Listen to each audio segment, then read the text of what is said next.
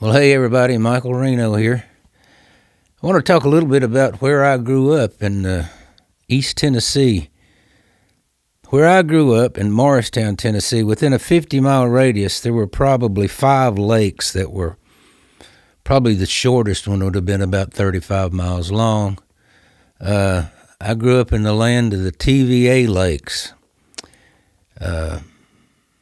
That all started when Mr. Roosevelt came in 1932.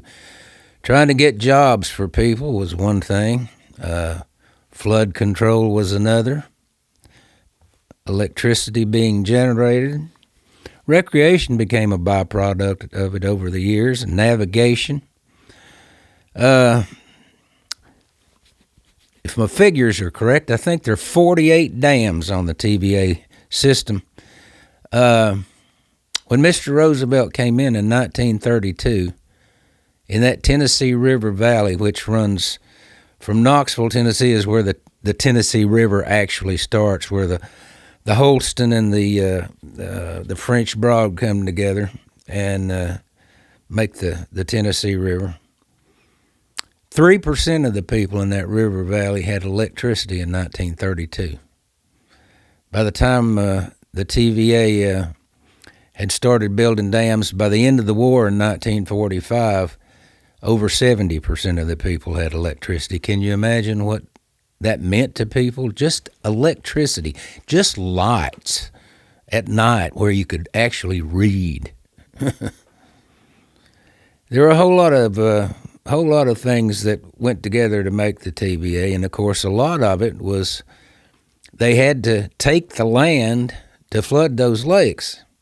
Now, a lot of people had lived on those farms that were taken by the lakes for generations. That property had been in their families. I've met people that had their property taken as, public domain, the good of all. And there are good and bad things about everything. People that lived, for instance, where Fontana Dam was built in North Carolina. Fontana and the Choi Dam come together on the Little Tennessee River, and both of them generate a whole lot of electricity.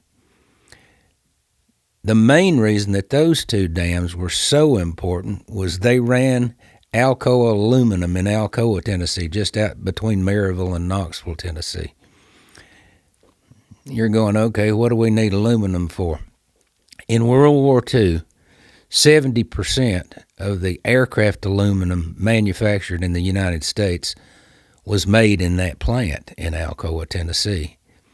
And as all of you know, I'm sure, the war in the Pacific and the war in the Atlantic basically were won with air power. So you could say without the TVA, we wouldn't have won World War II. So like I say, there's two sides to every story.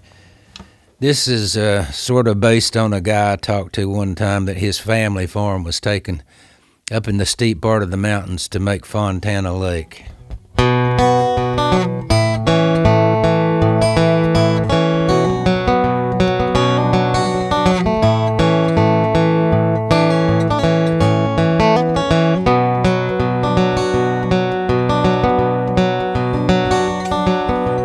TVA stopped by today, but all the man had to say was, boy, you best be on your way.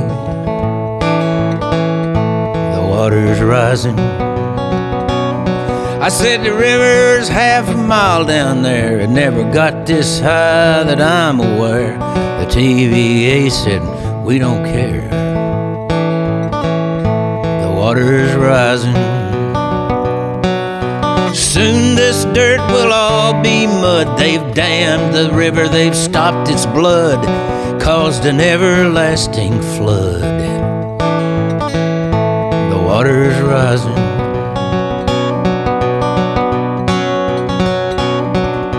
The gravestones of my family are covered for eternity, lost like sailors lost at sea. Water's rising, climbing higher every night. The mailbox just went out of sight. What we've got here is a losing fight. The water's rising. Hydraulic electricity don't mean a doggone thing to me if I'm not where I'm meant to be. The water's rising.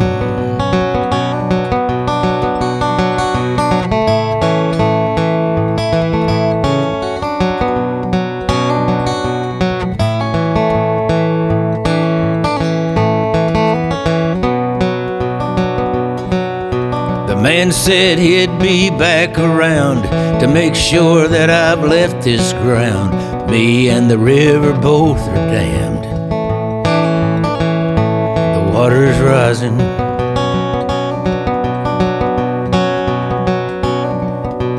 Dozers coming, rattling tracks. Ain't no need to latch the latch. Pour kerosene and strike a match. Water's rising. The common good, public domain. The politicians drink champagne. The little man stands in the rain. The water's rising.